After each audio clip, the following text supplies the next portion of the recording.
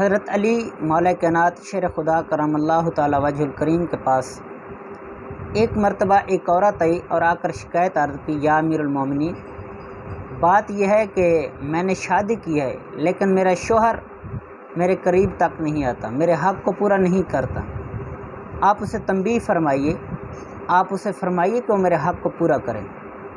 تو مولا کائنات نے فرمایا کہ اس شخص کو بلا کر لے آؤ۔ تو جب وہ آیا تو مولا کائنات نے فرمایا کہ یہ تمہارے ساتھ کیسے تمہارا حق پورا کرتا، اس کے ساتھ تمہارا نکاح بھی نہیں ہوا، کیونکہ دراصل یہ تمہارا بیٹا ہے۔ تو وہ عورت حیران ہو گئی کہ شادی میں نے ابھی کی ہے، ابھی ہمارا نکاح ہے، یہ میرا بیٹا کیسے ہو سکتا ہے؟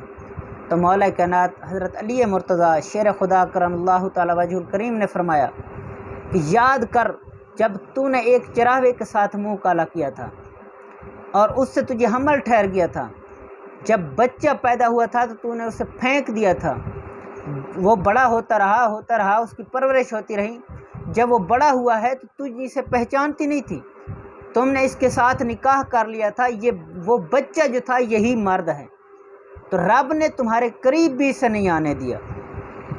تو ماں اور بیٹا آپس میں کیسے خلوت کریں اور کیسے وہ اپنا میاں بیوی والا تعلق کریں؟ تو جب اس عورت نے ذہن دوڑایا تو واقعی اس کا وہی بیٹا تھا۔ تو مولا کائنات کو اللہ تبارک تعالیٰ نے بڑی ہی عقل سلیم عطا فرمائی تھی اور بڑی ہی کرامتیں عطا فرمائی تھی۔ تو مولا کائنات ایسا فیصلہ فرماتے کہ لوگ دیکھ کر حیران رہ جاتے۔